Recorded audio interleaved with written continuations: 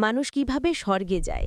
কিছু মুসলিম বলে যে মুসলিমরা সবাই স্বর্গে যাবে, যে যদি কেউ মুসলিম হয় তবু সে অবশ্যই স্বর্গে যাবে না।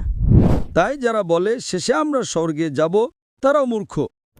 আমার নাম আয়ুনা এবং আমি একজন গৃহিণী হোস্ট এবং আমি আসলে আমার একজন আমেরিকান নন মুসলিম বন্ধুর পক্ষ থেকে একটি প্রশ্ন উপস্থাপন করছি, যিনি আজ রাতের এই অনুষ্ঠানে উপস্থিত থাকতে পারেননি।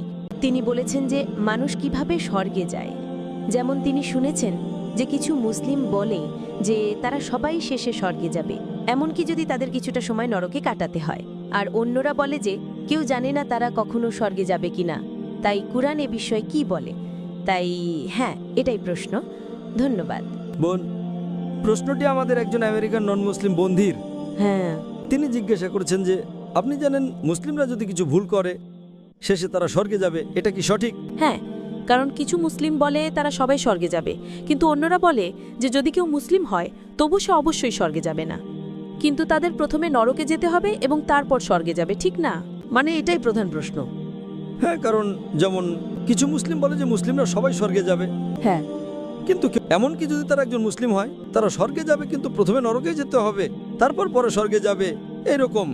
প্রশ্ন হলো যদি কোনো মুসলিম পাপ করে তারা কিছু সময় নরকে থাকবে এবং শেষে স্বর্গে যাবে, এটা কি সঠিক? হ্যাঁ, আল্লাহ কোরআনে সূরা নিসার 48 নম্বর এবং 116 নম্বর আয়াতে বলেছেন, যদি আল্লাহ ইচ্ছা করেন তিনি যে কোনো পাপ মাফ করতে পারেন, কিন্তু শিরকের পাপ তিনি কখনো মাফ করবেন না।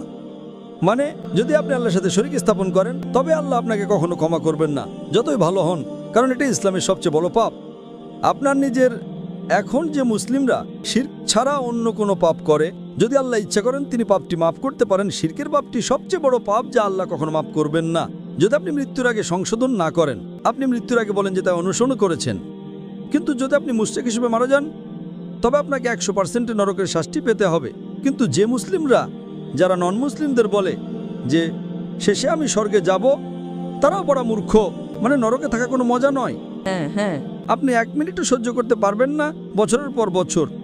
তাই যারা বলে শেষে আমরা স্বর্গে যাব তারাও মূর্খ, কিন্তু নন মুসলিমদের তুলনায় কম মূর্খ। নন মুসলিমরা চিরকাল নরকে থাকবে।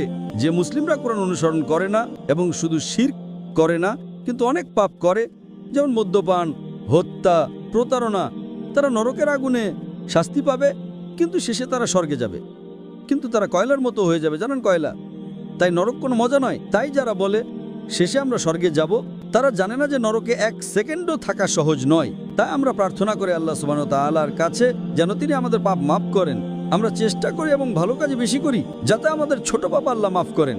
তাই আল্লাহ কোরআনে বলেছেন বড় পাপ থেকে দূরে থাকো এবং আল্লাহ আপনার ছোট পাপ মাফ করবেন। এবং আপনারা ইমাম আওয়াদ-দাবিরের একটি বই লেখা হয়েছে 70টি বড় পাপ। তাই মুসলিমদের সতর্ক থাকতে হবে যাতে তারা শিরকে জড়িত না হয়। তারা সবসময় সালাত পড়বে, জাকাত দেবে, রমজানে ফাস্ট করবে, হজ করবে, বাবা মায়ের প্রতি ভালোবাসা ও শ্রদ্ধা দেখাবে। দেখবেন যে আপনি মাতলিটি করবেন না, জিনা করবেন না। সব আদেশ আমি ক্রমে বলছি, আপনি বুঝেছেন তো? তাই আমাদের মুসলিমদের দেখতে হবে যাতে আমরা কোরআন এবং হাদিসের নির্দেশনা অনুসরণ করি আর ইনশাআল্লাহ বড় পাপ থেকে দূরে থাকি। ইনশাআল্লাহ আল্লাহ আপনি ছোট পাপ মাফ করবেন। আশা করি প্রশ্নের উত্তর দেওয়া হয়েছে। ঠিক আছে, অনেক ধন্যবাদ।